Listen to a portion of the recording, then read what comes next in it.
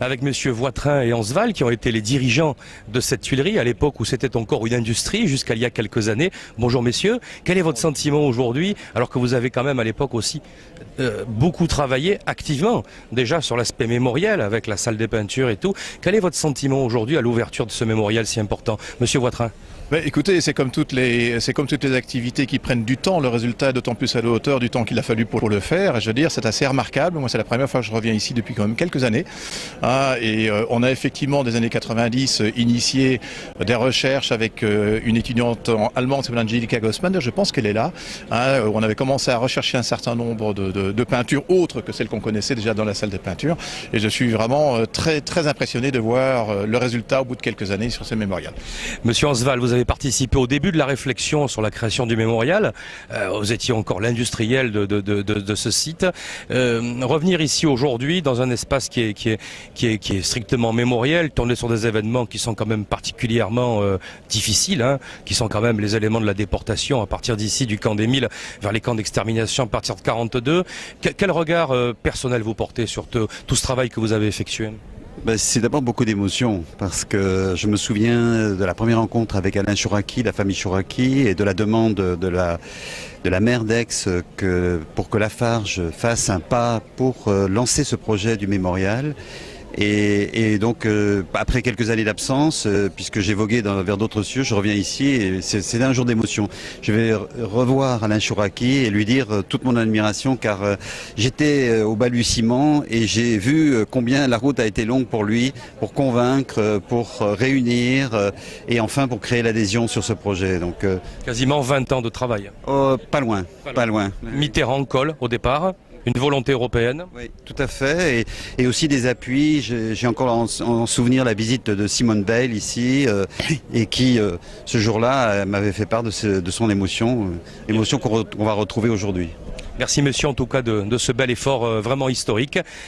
Bonjour, nous sommes ici avec un représentant d'une famille de déportés, alors pas du camp des Milles d'ailleurs, mais c'est quand même une émotion. Bonjour. Bonjour, je m'appelle Robinovitch Patrick. Mon père était déporté à Auschwitz. Et mes grands-parents sont partis d'Autriche pour être déportés aussi, mais alors où, on ne le sait pas. Et l'honneur pour nous, c'était de venir aujourd'hui, justement pour l'inauguration de l'usine, habitant les Milles déjà. C'est une grande fierté pour nous.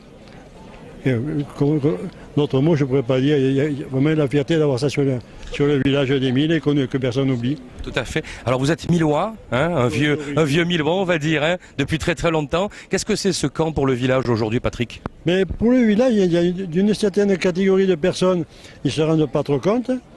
Et c'est surtout pour les jeunes, je pense faire partie des jeunes générations, qu'on s'aperçoit que ça montre qu'il ne faut pas oublier ce qui s'est passé. Bien qu'on fasse le rapprochement franco-allemand, mais pour les jeunes qui arrivent, avec tout ce qu'on voit, il ne faut pas oublier. Et ça prouvera là, avec les gens qui viennent de nous voir, qu'on n'oubliera jamais ce qui s'est passé pendant toutes les guerres, que ce soit en Allemagne, contre les Allemands, ou contre n'importe quel je ne devrais pas parler comme ça étant militaire de carrière, mais enfin, j'ose le dire et je le dirai de tout le temps. Quoi. Il faut qu'on ait des milliers et des milliers de personnes qui viennent nous visiter. Merci Patrick. En tout cas, Patrick, un habitant millois, militant du mémorial, merci de ce témoignage. Merci beaucoup. Tout à fait normal. Bruno Badiche, bonjour. Bonjour. Vous êtes le réalisateur du film Réflexif que nous allons voir dans quelques minutes et qui est un des instruments pédagogiques essentiels de l'ouverture du mémorial du camp des Milles. Alors qu'est-ce que ce film Réflexif et qu'est-ce qu'on va y trouver dedans ? Je crois que c'est en effet un film qui essaye d'aborder la question, toute la problématique qui est évoquée ici au camp des Milles, en essayant de se poser quelques questions contemporaines sur le fait à quoi sert finalement la mémoire, si c'est pas pour pouvoir en tirer quelques leçons. Et les leçons à tirer, c'est peut-être que des petites haines et racismes ordinaires qui traversent toutes les sociétés, qu'elles soient démocratiques ou non, ou qu'elles soient développées ou non, ce terreau que constituent toutes ces petites haines, racistes, de ce terreau peut éventuellement émerger si on n'y prend pas garde. La haine politique. La haine politique et le crime de masse. Le crime de masse, ouais. Et donc en fait, on essaye modestement, mais avec beaucoup d'ambition pédagogique, d'essayer de raconter quels sont les engrenages qui peuvent nous entraîner de l'un à l'autre. comment les choses peuvent, dans certains cas, rarement heureusement, mais dans certains cas, peuvent déraper. Et que c'est intéressant que tous le sachent pour Petits et grands, petits et grands. petits et grands, et beaucoup les jeunes, beaucoup les générations futures, et car il vaut mieux connaître pour prévenir. Bruno Badiche, merci. On verra ce film qui dure combien de temps, réalisé quand? Allez, juste quelques éléments techniques. Alors le film dure 21 minutes. Il est réalisé, donc vous allez le voir dans quelques minutes.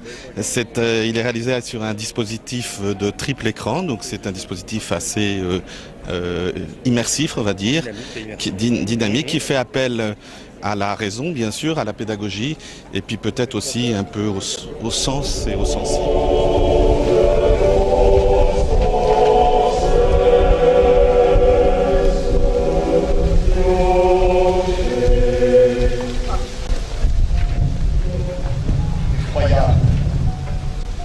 Mais aussi comment ne pas écouter l'appel de leur voix.